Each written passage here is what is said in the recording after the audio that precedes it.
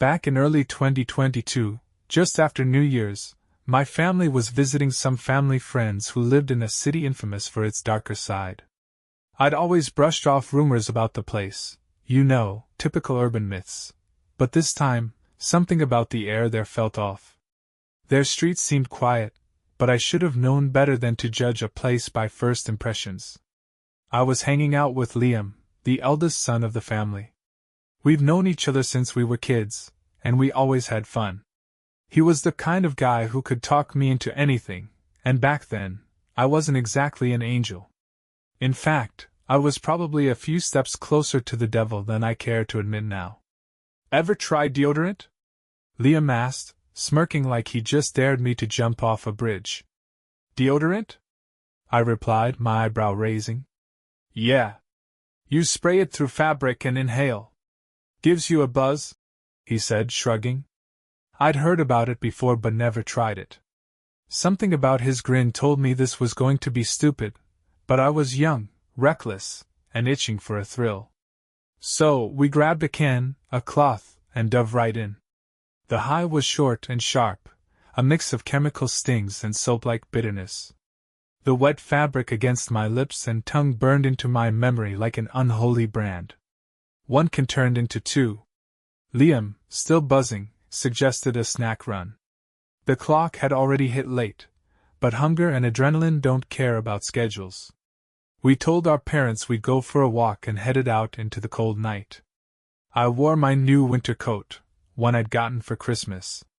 It was a terrible choice in hindsight, fully reflective, glowing like a beacon in the dark. We walked to a nearby gas station, its fluorescent lights buzzing like an electric wasp hive. On our way in, we noticed a red car parked outside, its windows darkened. My instincts tingled, but I brushed it off.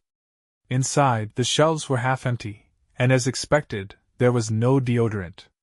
Liam shrugged it off and went for some lukewarm convenience store food. As he picked through the options, he glanced at the car outside. Those guys haven't moved. Weird. I followed his gaze. 4 men sat inside, staring too long and too hard at nothing in particular. The tension crackled like static in the air. My muscles tensed as I prepared for anything, but I kept my expression neutral. Fear was weakness. Weakness made you pray. Liam bought his food, and we steeled ourselves to leave. There was no other exit, we had to walk past them. He walked ahead, faster than me, and passed the car without a glance. As I reached them, one of the men rolled down the window. His voice was slick, like oil on water. Hey, your friend over there, I know him. Tell him to come say hi. Something cold coiled in my gut. I looked back at Liam and relayed the message, playing it cool. Liam turned slightly, waved casually, and kept walking. Smart move. No engagement, no escalation. The men didn't follow. Not at first. But as we walked further down the road, the car's engine roared to life. They drove out of the lot, turning to block the path we had taken to get there. My reflective coat glimmered under their headlights like a signal flare. My pulse pounded like a war drum as we turned left and darted behind the nearest row of buildings. They're not giving up, Liam muttered, his voice edged with urgency. We ran, my coat's reflective surface turning me into an unintentional target. I yanked it off, flipping it inside out to reveal its black lining. Adrenaline surged through me, sharpening my senses and pushing my legs to move faster. The rows of houses provided temporary cover. We sprinted past them, darting around corners like prey evading a predator. By the time we reached a crossroad, I felt we might have shaken them off. Liam pointed toward a narrow path leading downhill. On one side was a steep slope, lined with bushes, and at the end of the path was a tunnel. Dirty and dark, the tunnel offered a strange sense of safety. It was our only option. As we walked cautiously along the path, headlights illuminated the road above us. Instinct took over. Liam and I crouched against the slope, pressing ourselves into the damp grass, hiding among the bushes. The car's engine growled as it crawled past, taking its time like a hunter savoring the chase. When the coast seemed clear, we bolted for the tunnel. The air inside was damp and rank, but it felt like a sanctuary compared to the exposed streets. Emerging on the other side, we found ourselves on Liam's street. Relief washed over us like a tidal wave, but the tension didn't entirely fade. Then we heard it. A single, sharp crack, like a gunshot, echoed through the night. My stomach twisted as we froze for a heartbeat before breaking into another sprint. Whether it was a firework or something more sinister, we weren't sticking around to find out. We burst into Liam's house, slamming the door behind us. In the safety of his room, we sat in silence, catching our breath. "Was that a gunshot?" I finally asked. Liam shrugged. "Could have been a firework. It's New Year's. One firework? At this hour?" I countered. The doubt hung heavy in the room. We agreed not to tell anyone. Whatever happened that night, it ended there, or so we hoped. Looking back, I wonder if the men in the red car were opportunists or something worse. Either way, that night left its mark, etching paranoia into my bones. And though I've lived through darker things since, that chase remains a reminder. Sometimes, the monsters aren't hiding in the shadows. They're right there, waiting for you to notice them. After catching our breath in Liam's room, the silence felt suffocating. My mind replayed every second of the chase, every glance over my shoulder, every imagined footstep behind us. The adrenaline was ebbing now, leaving a cold pit of dread in its wake. Liam broke the silence first. "We shouldn't have gone out," he muttered, staring at the floor. "No kidding," I shot back, my voice sharper than intended. I didn't mean to snap, but the night had already frayed my nerves. The sharp crack we had heard, gunshot, firework, or whatever, was still ringing in my ears. We both knew we wouldn't sleep that night. Not with the memory of those men lingering like shadows in the corners of the room. Hours dragged by, the night crawling at an agonizing pace. Around 3 a.m., we thought it was safe to crack open the blinds and peer out. Liam's street was eerily silent, the kind of quiet that felt unnatural, like the world was holding its breath. "Do you think they're still out there?" Liam whispered, his voice barely audible. "I don't know," I replied. But in truth, I doubted they were the type to give up easily. The next morning, we acted as if nothing had happened. Liam's parents were none the wiser, and my own family remained blissfully ignorant. But inside, I felt a storm brewing. Paranoia clung to me, gnawing at the edges of my sanity. Later that day, Liam suggested we take a walk, this time in the safety of daylight. I hesitated but agreed.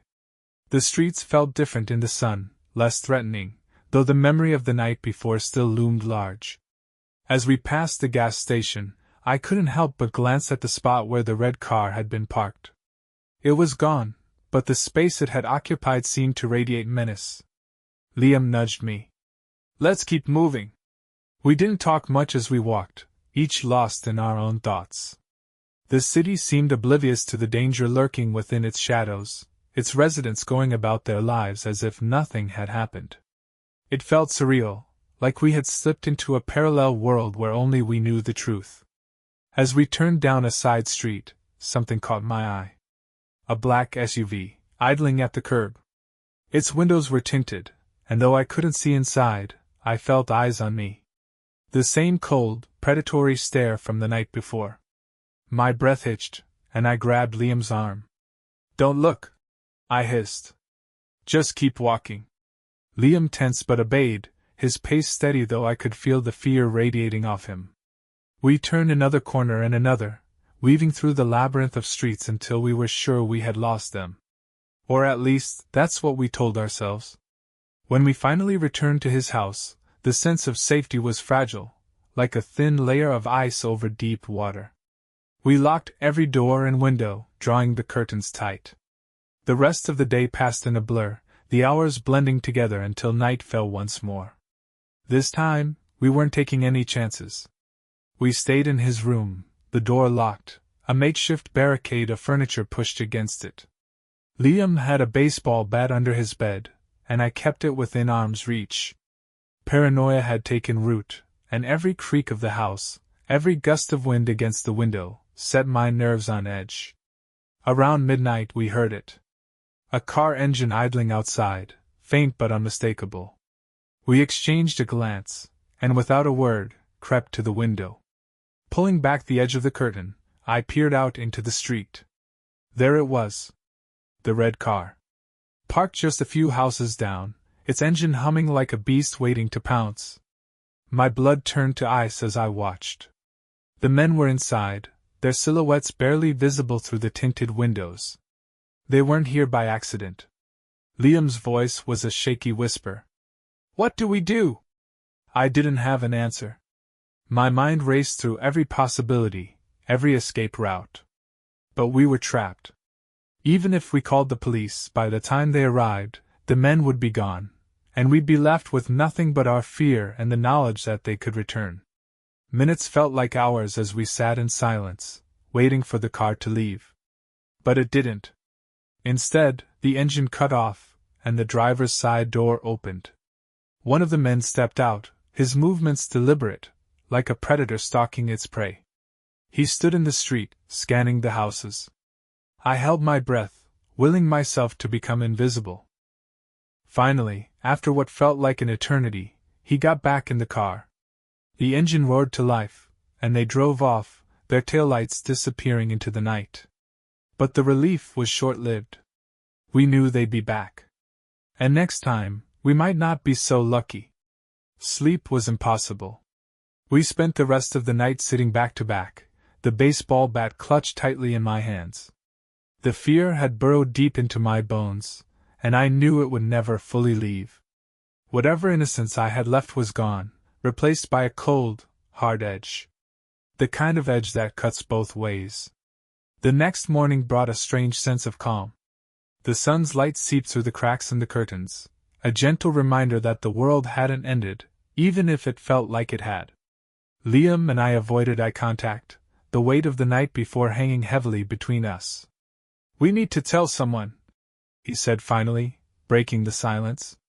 His voice was firm, but I could hear the tremor beneath it. I shook my head. "And say what?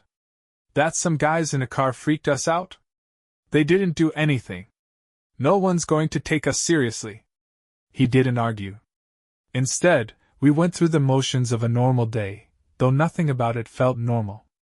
I couldn't shake the feeling of being watched, of unseen eyes tracking my every move. Paranoia gnawed at me, but I forced myself to act natural. If I showed fear, it would only make it worse. By the afternoon, we were restless. Staying inside felt suffocating, but the thought of going out was equally terrifying. Eventually, we settled on a compromise, a short walk around the block, just to clear our heads. The daylight felt like a shield, its warmth and brightness pushing back the shadows of the previous night. We stuck to familiar streets, keeping our route close to home. Every car that passed made my stomach twist, but none of them were the red car. For the first time since the ordeal began, I started to believe we might be safe. That hope was shattered when we turned a corner and saw it. The red car was parked at the end of the street, its nose pointed directly at us. My heart stopped, and for a moment I couldn't move. Then Liam grabbed my arm and yanked me backward, pulling us out of sight. "We need to get back." "No," he hissed, his voice low and urgent. We retraced our steps, keeping to the edges of the sidewalk, our pace quick but not frantic. I glanced over my shoulder constantly, expecting to see the car creeping up behind us. But it didn't. By the time we reached his house and slammed the doors shut behind us, my chest was heaving with more than just exertion. "This isn't normal," Liam said, pacing the living room. "They're following us." "Why? What do they want?" I didn't have an answer. My mind raced through possibilities, each more terrifying than the last. Robbery? Revenge for some imagined slight? Or something darker, something I didn't dare put into words. The rest of the day passed in a blur. We kept the curtains drawn and the doors locked, jumping at every sound. Night fell again, and with it came the suffocating weight of fear. We stayed in Liam's room, the baseball bat resting against the wall, a flimsy defense against the unknown. Around midnight, the sound of an engine idling outside made my blood run cold. We crept to the window, careful not to disturb the curtains. There it was, the red car, parked in the same spot as before. The silhouettes of the men inside were faint but unmistakable. "Why won't they leave us alone?" Liam whispered, his voice barely audible. I didn't reply. Instead, I focused on the car, trying to decipher their intentions. Minutes stretched into hours, the tension in the room thick enough to choke on. Finally, just before dawn, the car drove off. But the relief was fleeting. We knew they'd be back. The next few days were a nightmare. The red car became a constant presence, appearing at random times and places. Sometimes it would park down the street from Liam's house, other times it would follow us at a distance. We stopped going outside entirely, too afraid to risk another encounter. Our parents started to notice something was wrong. Liam's mom asked why we were spending so much time indoors, and my dad commented on how jumpy I seemed. We brushed off their concerns, not wanting to involve them in our nightmare. But the strain was becoming unbearable. One night, after hours of tense silence, Liam spoke. "We can't keep living like this. We have to do something." "Like what?" I asked bitterly. "Call the cops? And tell them what?" "They'll laugh us out of the station. Then we'll deal with it ourselves," he said, a hard edge to his voice. "If they want to mess with us, we'll show them we're not afraid." I wanted to argue, to tell him it was a terrible idea, but part of me agreed. The fear was eating me alive, and I was desperate to take back some control. So we made a plan. It was reckless and probably stupid, but it was all we had. The next time the red car appeared, we'd confront them. No more running, no more hiding. We'd stand our ground and demand answers.